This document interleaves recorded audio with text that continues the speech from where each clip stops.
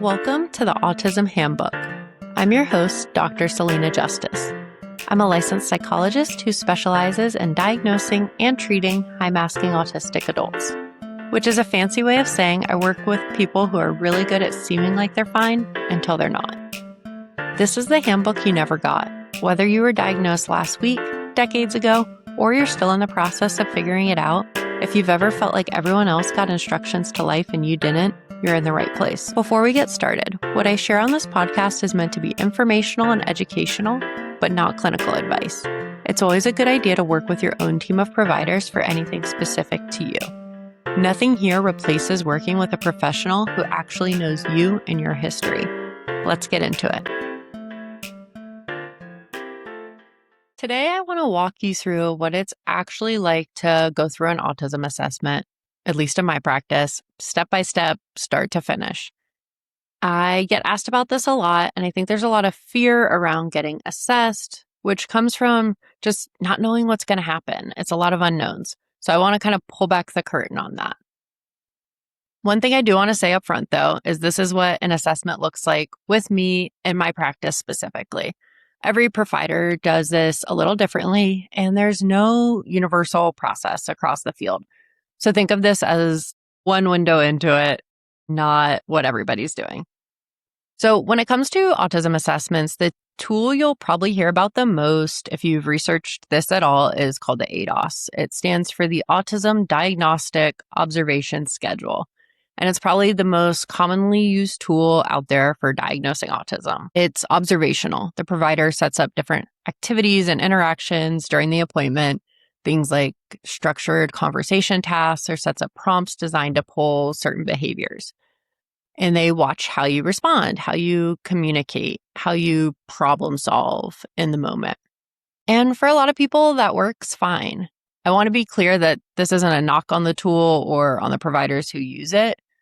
It was built and studied on a wide range of presentations, and for plenty of people, it does exactly what it's supposed to do.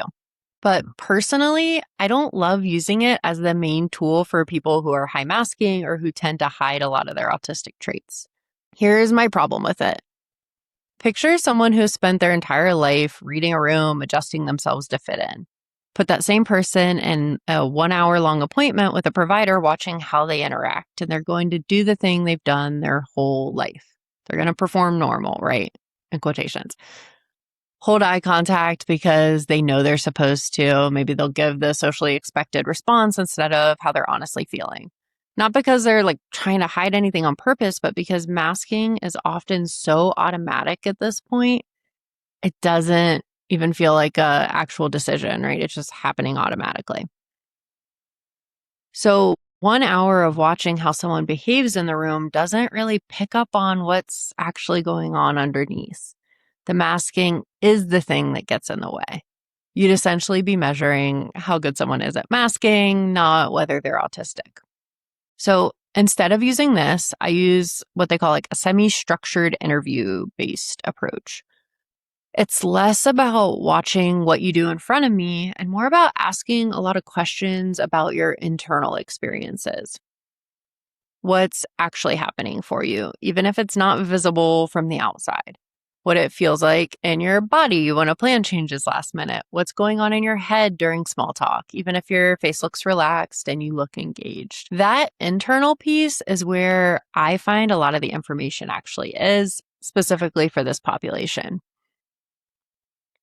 This approach tends to work especially well for people who've been told that they seem too social or too put together to be autistic. If that's you, an interview that actually asks about your internal world is going to get a lot closer to the truth than an hour of me watching how you hold a conversation. Before we get to that interview, there's a process that leads up to it, though. So first, we'll do a consultation call. This is a shorter conversation, usually around 15 minutes, where we make sure it's a good fit for the assessment on both sides. I outline the whole process for you on that call, start to finish. So you know exactly what to expect going into it, and there's no big surprises. After that, I send over a batch of self-report questionnaires or measures. There's a bunch of these questionnaires, not just one. Some get a look at your overall autistic traits. Some look at social relationships and how you experience connection with others. Some specifically look at sensory processing or how you take in the world and kind of respond to things like sound, light, texture, touch.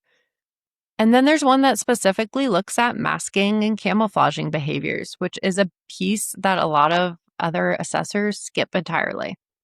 Together, these give me a starting picture before we sit down together. So the interview isn't just happening out of nowhere. I have some concrete data going into the interview of where your thoughts are, where your experiences have been. Then we get to the interview, which is really the core of the assessment. This usually takes about 90 minutes to get through. It can run shorter or longer depending on the person and how much there is to talk through, how many examples they have. But we go through kind of step by step through each area of the autism criteria. That includes special interests, sensory experiences, cognitive flexibility, routine, social communication, relationships, emotional regulation, work history, school history, and independent living skills. It's a lot of ground to cover, so we just kind of take it one section at a time. There's room to slow down if you need it. We can take breaks. Some of the questions are ones people have never been asked before about their internal experience, and it can take a minute for them to find those words. I totally expect that. My goal isn't to rush you through a checklist, but to actually understand and get a really clear picture of what your life looks like in each of these areas in your own words, things that those questionnaires can't really capture. I'll also say for some people, this interview brings up a lot emotionally. You might be naming things out loud for the first time and things you've carried kind of quietly or never admitted to others or to yourself throughout your life. That's kind of part of this process too. I know one of the biggest fears people have going into this isn't getting a diagnosis. It's what if I go through all of this and it turns out that I'm not autistic? What if I'm totally wrong? What do I do then? And I kind of want to reframe that a bit. This process isn't designed to prove or disprove a hunch you walked in with, right? It's designed to understand what's actually going on for you, whatever that turns out to be. Either way, you walk away with real information, real recommendations, and just a better understanding of yourself and how your brain works, instead of that vague, kind of unsettled, unknowing feeling you came in with. Now, most importantly, after the interview is done, I don't just leave you hanging. We meet again within a week or two, so no long wait times there, to go over everything we found. In that session, we'll follow up with what your diagnosis is or isn't. We'll talk through your scores on everything, things I noticed in the interview, and we'll talk about recommendations and next steps for you. We'll go through all the details so you understand where those conclusions came from and not just what the diagnosis is. You'll have time to ask questions and get a clear understanding for what this means for you. And then you'll get a full written report, which includes the diagnosis, a summary of what came up across the interview and the measures, and the specific recommendations, things like workplace accommodations, therapy approaches, things that actually make sense for your brain. I can also provide referrals to other providers if needed. And that report is yours for your records. You can share it with other providers. You can use it for accommodations at work or school, or just keep it for yourself. Either way, it's documentation of your experiences and how your brain works. I know the not knowing is a big part of what makes this feel scary. So if you've been sitting with, I think I might be autistic for a while now, and the idea of an assessment has felt like this big unknown thing, I hope this gave you a more clear picture of what it can actually look like step by step instead of the vague, intimidating unknown that you're currently experiencing. And again, this is how I do it. Not the only way it's done. If you're looking into an assessment somewhere else, it's worth asking that provider directly what their process looks like. Especially if you're someone who masks a lot, this is a really important question. And your provider should be able to answer it clearly. That's all for today's episode. If anything we talked about today resonated with you and you're wondering whether working together might be a good fit, I do offer virtual therapy and formal autism assessments for adults in 43 SIPAC states. All the details are linked down in the show notes. If you want more content like this between episodes, come find me on Instagram at dr.selenajustice. I post there pretty much daily, and it's a good place to get to know me and the work I do. You can find links to my Instagram as well as any products I may have mentioned down in the show notes as well. If you found this episode helpful, please subscribe wherever you're listening, leave a review, or share it with a friend.